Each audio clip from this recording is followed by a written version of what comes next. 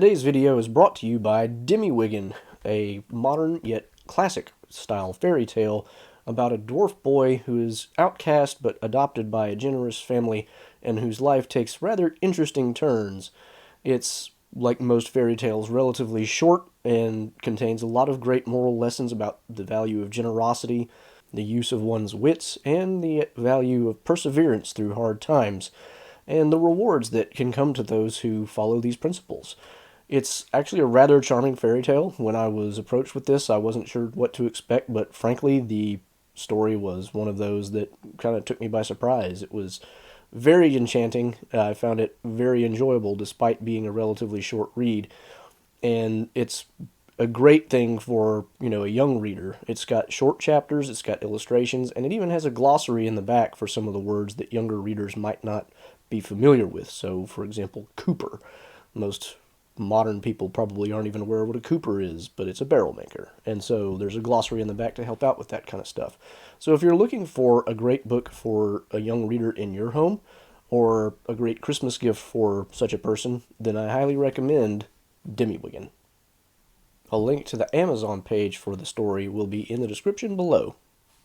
My Govanen, welcome to Tolkien Lore Channel. I'm the Tolkien Geek, and in case you haven't kept up with me on social media or anything like that, you may not know that I have come down with some kind of nasty plague from the depths of Autumno, and I am hopefully on the road to recovery here, but as a result, this is not exactly the video I was necessarily planning to put out this week, but I needed something relatively short, and I've been meaning to do this one for a while anyway, so I thought, now is perfectly good time to do it anyway. So the topic is comparing The Lord of the Rings to 12 Angry Men.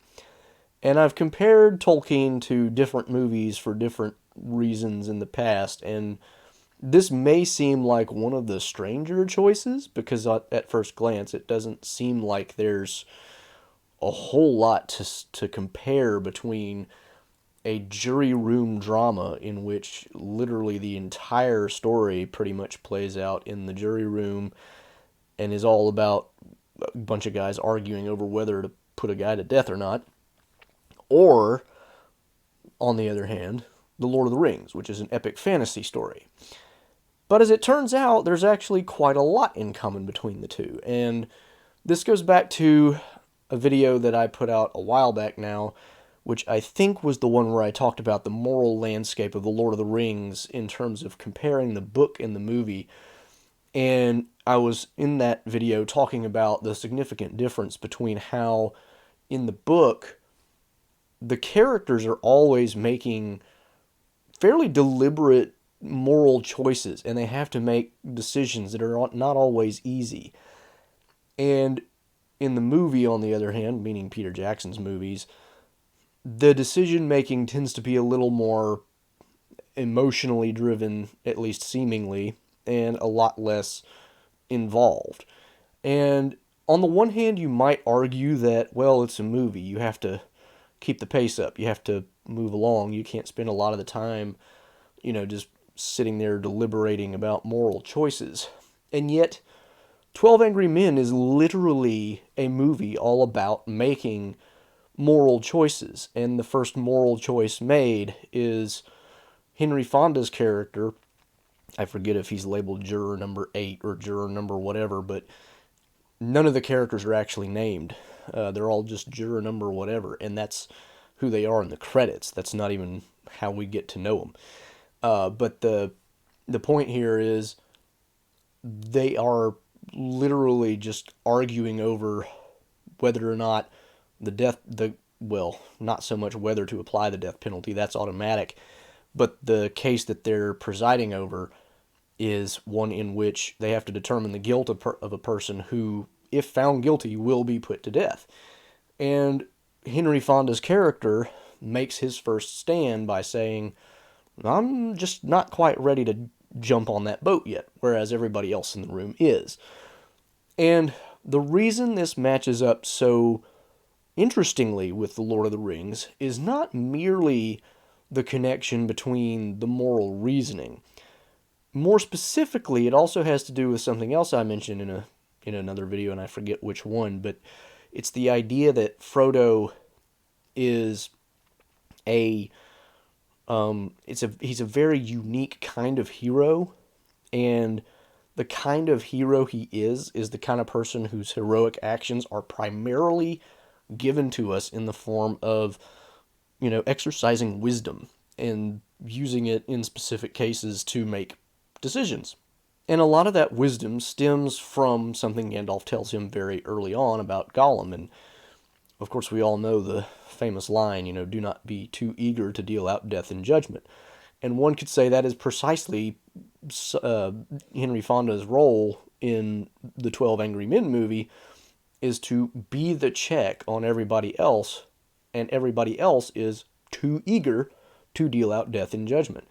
Some of them are not, necessarily biased or anything. They just paid enough attention to feel like they got a gist of it, and they think it's a fairly open and shut case, and they just didn't put a lot of thought into it, and they're just ready to vote and go home. Some of them, though, as the movie progresses, it turns out, harbor some pretty nasty prejudices. And there's, a bunch of different stuff going on. And some of it's racial prejudices, some of it is, deep-seated psychological stuff that has to do with fathers and sons, and there's a lot of different things in the 12 Angry Men movie. But the point being, all of this has to kind of come to the fore, and they all have to overcome kind of their own hang-ups and whatnot to eventually come around to Henry Fonda's point of view that, there really is a reasonable doubt, and we shouldn't convict this guy. Not because we just shouldn't put a man to death, but just because, legitimately there's a reasonable doubt, and therefore we can't put a man to death on those grounds. Now, the interesting thing about Lord of the Rings is Frodo, as this kind of character who is very much like Henry Fonda, is making that kind of decision surprisingly often. So, one of the early cases of this, of course, is when he first meets Gollum, because when they meet Gollum, Sam wants to just tie him up and leave him and let him die. And Frodo's like, no, if we're going to do that, we have to kill him outright. And he's not going to do that either. He says, now that I've seen him, I do pity him. And so he's already having to make choices about who to save and why to save him and that kind of a thing. So he saves Gollum, and he does it, based in part on what Gandalf tells him earlier in the book, and also partially on what he sees in front of his face. He intervenes again when it comes to Faramir and makes sure that Faramir doesn't kill him, basically, to make sure that, A, he can uphold his agreement with Gollum, which he feels bound by, but also because, he's following through that same idea of, there's a thing that has to happen here, and that's got to happen between me and him. And even though what he's done may be deserving of death by Gondorian law, he's in my charge, and I need to be responsible for him. So, please don't kill him. So he saves Gollum at least twice, just on those grounds alone. And then, as time goes on, we see more and more decisions kind of like this, especially when we get to the Shire and the Scouring of the Shire chapter, because in the Scouring of the Shire, Frodo's primary role is to keep the hobbits from overreacting to the absolutely terrible stuff that's happened to them in the past year, thanks to Saruman and his lackeys and everything else. And his primary goal really is to make sure that they don't just start killing people willy-nilly. And one of the things that he says is, there's never been a hobbit kill another hobbit on purpose in the Shire, and we're not going to start now. And you can understand where he's coming from there, because there's a certain kind of Rubicon element to that. It's like, once you start crossing that line, it's a lot harder to stop than it is to start. So he doesn't want to even countenance the idea of intentionally killing hobbits if they don't have to. And part of his wisdom is basically saying, we need to at least be willing to forgive enough to not do that, because once we start killing out of revenge, it's all downhill and it's never going to be the same society again. And he even tries to keep them from killing the men as well as much as he can, which obviously there's a certain extent to which that's not entirely possible. They have a couple of battles with men who were serving Saruman, and as a result, some of those men die. And some of the hobbits die at the hands of the men, too. But that ends up happening just because it's unavoidable, not because there's anything that, Frodo didn't do to prevent it. I mean, at the end of the day, they're either going to have to fight for the Shire or they're not. And if they're not going to fight for it, then they're not going to have it. So, at that level of analysis, Frodo maintains that role of trying to keep people from acting out of revenge and from acting on their baser instincts and killing others when it's not strictly necessary, in the hopes of preserving something like the innocence of what the Shire was prior to Saruman's arrival.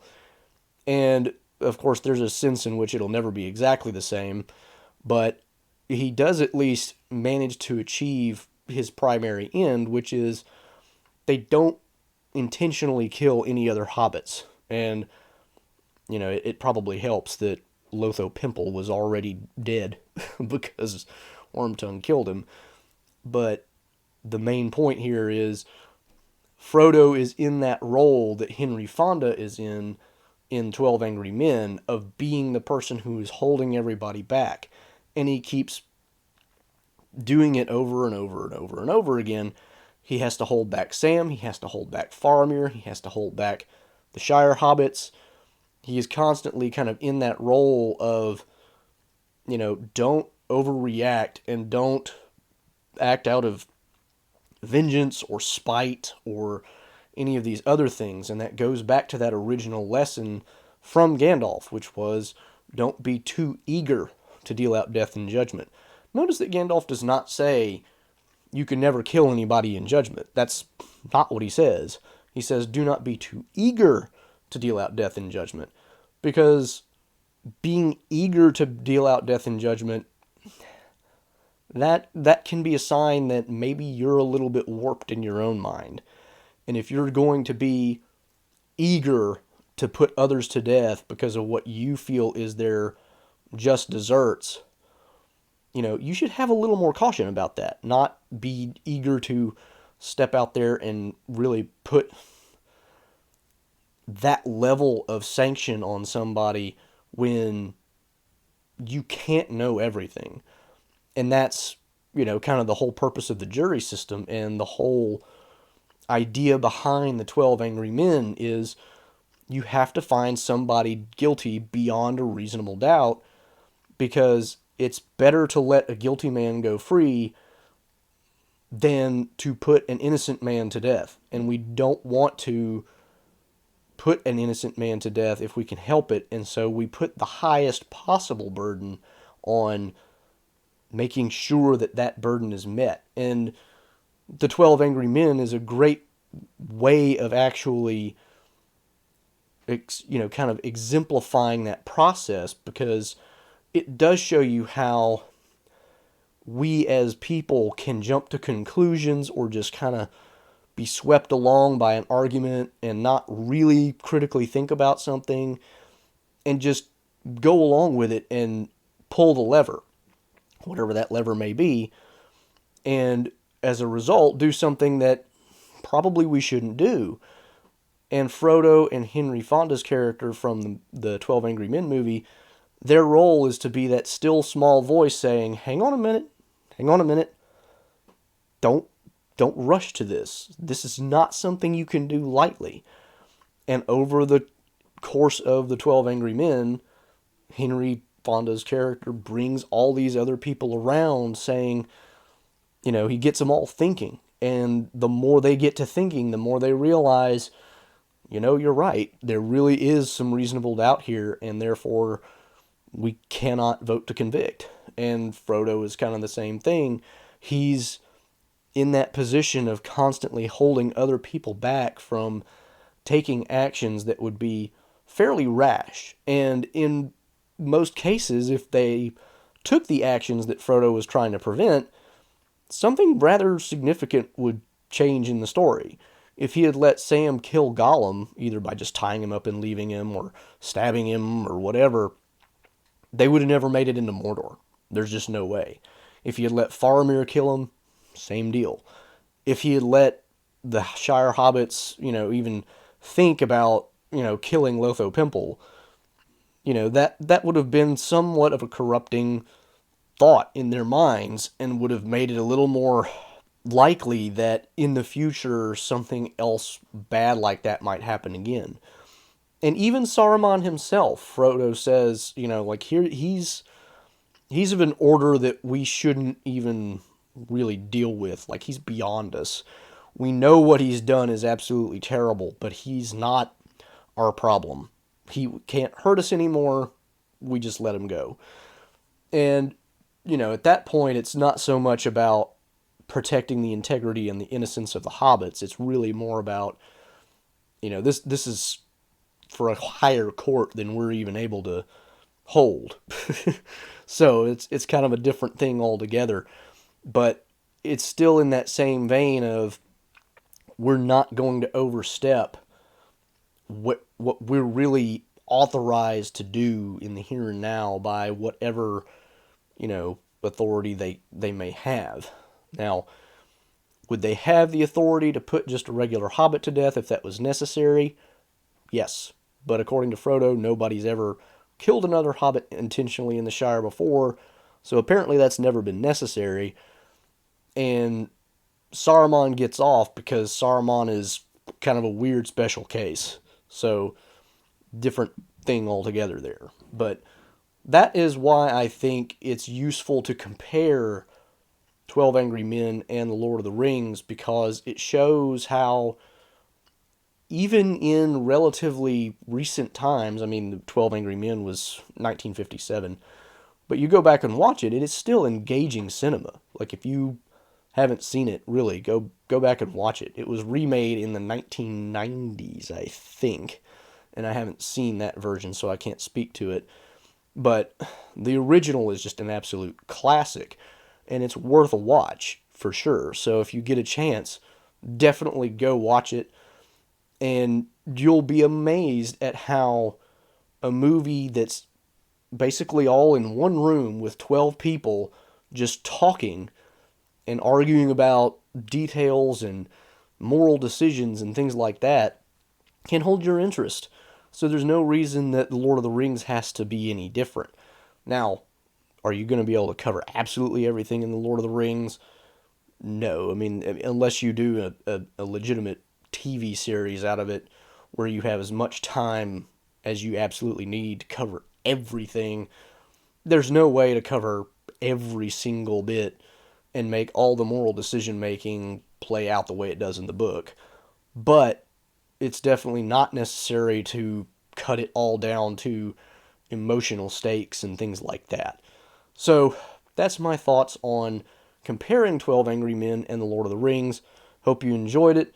As usual, you can check out all my social links and stuff below. I am not going to give much of a send-off here because I can barely talk anymore. So until the next time, I'm the Tolkien Geek, signing out for the Tolkien Lore channel. Namarie. Thanks to all the channel supporters, especially Elf Friends, PA Brew News, Nathan DeFore, Paul Leone, and Oleg Gregg.